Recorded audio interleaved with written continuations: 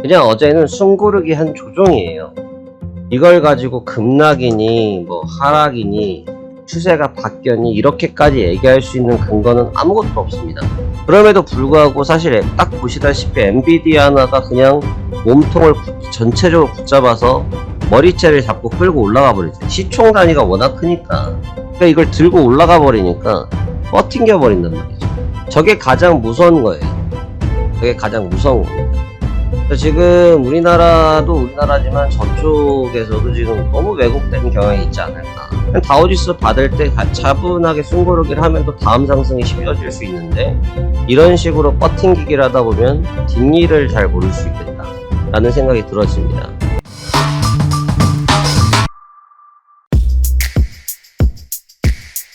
안녕하십니까, 파생왕 송대표입니다. 2024년도 1월 17일 수요일 현재 시간 오후 12시 2분을 지나고 있습니다. 이렇게 잘 쉬셨는지요? 자, 그러면 오늘 시장에 대해서도 한번 같이 말씀 나눠보고자 합니다. 지난밤 다우지수부터 먼저 짚고 넘어가야 될 것 같은데요. 간밤에 마감했던 다우지수는요, 전장 대비해서 231포인트, 0.62포인트 하락한 37,361포인트에서 하락 마감하였습니다.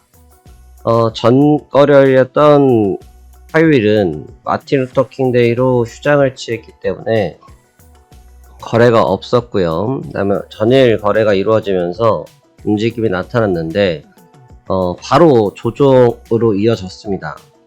지금 보시면 이 어제장 같은 경우가 직전에 있었던 금일장에 있어서 연장선에서 나타나는 모습이고, 보시다시피 거래량이 산출되기 시작했다. 여기서 산출되기 시작했다는 거는 나오기 시작했다라는 부분인데, 거래량이 나오기 시작하니까 주가가 힘을 크게 내지 못하는 모습을 보이면서 조정을 속에서 마감이 됐어요.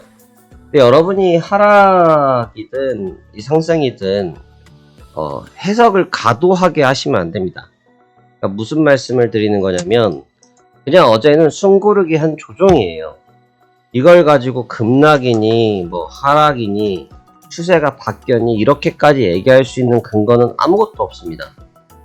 아직 그러한 근거는 없어요. 그냥 단순하게 어제 매물 테스트가 나타나고 누적되어 있던 물량 중에 일부가 출회되면서 그냥 하락 조정을 받고 끝난 겁니다. 그게 다예요.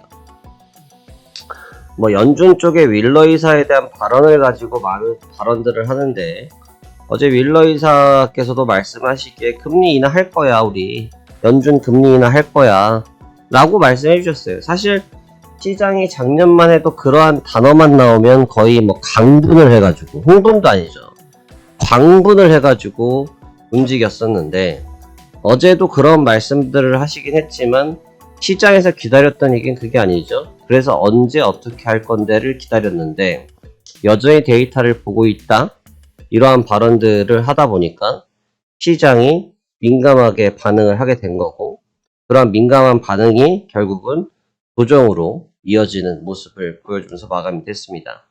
그래서 특별한 하락이라고 저는 말하고 싶진 않고, 제가 보는 측면에서는 그냥 자연스러운 기술적인 조정이 이루어졌다가 제가 드릴 수 있는 내용의 전부일 것 같습니다. 그래서 다우지수 같은 경우는 그냥 순조로 왔는데, 제가 지금 계속 눈에 조금 밟히는 것은 나스닥입니다. 나스닥을 거래하기 때문인 것은 아니냐라고 하실 수 있는데, 전 늘 말씀드리지만 어디든 가든 관계가 없는 상태입니다. 그럼에도 불구하고 나스닥이 왜 거슬렸냐면, 어제 나스닥의 변동성이 굉장히 높았어요. 특히나 조금 놀랬던 부분은 뭐냐면, 어제 아침 프리마켓에서부터 시작해서 프리마켓이 끝나는, 제가 어제 익절했던 시점이죠. 9기까지 갔을 때 조정이 계속 이어지던 것이 단 한순간에 추세를 되돌려서 올려버렸습니다. 사실 여기에서 축적된 시간이라는 게 있어요, 여러분. 시간은 무시하지 못해요. 우리 시간의 법칙이라는 것도 있지 않습니까? 그 시간을 무시 못해요. 그 시간이 있는데 그 시간 속에 쌓여있는 매물이라는 게 있어요. 우리가 공부는 인생이든 시간이 쌓이면 경험이 쌓이고 지식이 쌓이기 때문에 무서운 거 아니겠습니까? 시장도 시간과 매물이 쌓이면 그 매물대 두터워야 되는데 그 매물대를 개장을 하면서 한 큐에 돌파를 해버렸어요. 물론 결과적으로 바로 급락을 맞긴 맞았습니다만 돌파했다는 거에 대해서 의미를 좀 둡니다. 이 돌파가 왜 나타났느냐에 대해서 설명을 드리자면 어제 돌파를 했을 때 나타났던 게 결국 엔비디아 때문에 계속 움직임이 나타나고 있어요. 저는 주식을 보면서 시장을 보면서 사실 왜곡된 시세를 보는 건 썩 좋아하지 않습니다. 그러니까 왜곡된 시세를 보면 그 시세가 결국은 나한테 되돌아오더라라는 거죠. 대표적으로 지금 뭐 우리나라 증시 지금 뭐 피눈물 나는 입장입니다. 지금 현재 국내 증시 53포인트 빠져 있거든요. 국내 증시 지금 코스피가 53포인트 2% 빠져 있는데 피눈물 나죠. 예. 근데 사실 국내 증시는 억울할 수밖에 없어요. 솔직히 오른 게 뭐 얼마나 됩니까? 12월 달에 잠깐 깨작해서 올라서 2600포인트 녹화한 거밖에 더 있어요? 별로 오른 거 없어요. 그럼에도 불구하고 그때 올랐던 물량들이 그대로 다 쏟아져 버리면서 지금 급락으로 바뀌어 버렸단 말이죠. 그러니까 사실 이게 왜 그러냐면 갑자기 연말 시즌에 맞이해서 시세 자체가 좀 왜곡되게 과도하게 반응하다 보니까 저러한 상황이 생겼는데 그 뒤 결말이 저렇게 돼버렸다는 거죠. 근데 지금 우리나라가 문제도 그렇지만 미국도 사실 엔비디아를 배제하고 나면 볼 게 없어요. 물론 시가총액 상위 종목으로 놓고 봤을 때 시가총액 상위 종목군들은 볼 게 많이 있죠. 시가총액의 사이즈가 있는데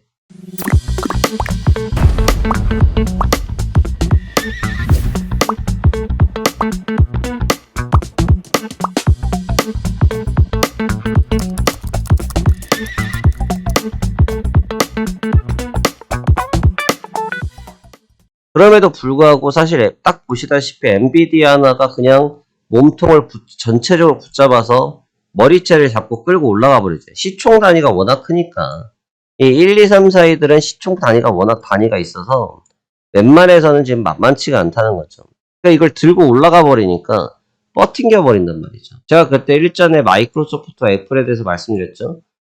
1, 2 시총 1위가 의미가 없다라고 할 수 있다. 뭐 학문적으로는 의미가 하나도 없어요. 학문적으로는 의미가 1도 없어요. 근데 왜 시총 1위의 의미 있냐면 저 1위에 탈환을 하기 위해서 공격적으로 매매들을 하거든. 트레이딩을 하거든요. 우리나라 같은 경우 2차 전지 때 그랬잖아요. 너나 나나 할 것 없이 사고 따라가다가 결국은 이제 뭐 결과 그렇게 됐습니다만 마찬가지라는 거죠. 저게 가장 무서운 거예요. 저게 가장 무서운 겁니다.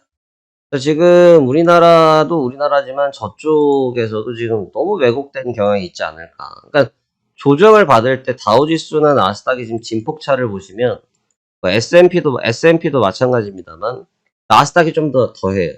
다우지수 받을 때 차분하게 숨고르기를 하면 또 다음 상승이 쉬워질 수 있는데 이런 식으로 버팅기기를 하다 보면 그 뒷일을 잘 모를 수 있겠다라는 생각이 들어집니다. 그래서 지금 현재 나타났던 그림들, 현재 나타났던 새벽에 움직였던 움직임 봤을 때 시가총액의 왜곡을 제외하고 나면 뭐 숨고르기 장세에서 마감이 됐다라고 볼 수 있어요. 시장을 바라볼 때 가장 중요한 것은 무엇이냐면 현재 스탠스예요. 현재 어떤 상황을 갖고 있느냐가 가장 중요합니다. 그러니까 지금 미국 같은 경우는 기본적인 스탠스는 매우 강력하죠. 매우 강력합니다. 이게 왜 강력하냐고 말씀을 드리냐면 독일 닥스랑만 놓고 비교해도 마찬가지입니다만 얘 친구들도 그렇고 각이 없잖아요. 상승에 대한 그러니까 상승을 한 이후에 각이 없어요. 각이 없다는 건 말 그대로 각도가 없다는 거예요. 그냥 머물고 있죠. 제가 통장으로 비교해드렸죠. 월급 1000만원 받았어. 자동이체 나간 거 없어. 그냥 그대로 1000만원 들고 있어.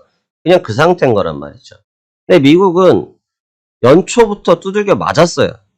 연초부터 두들겨 맞아서 조정을 받았는데 그 조정을 쉽게 이겨냈단 말이죠.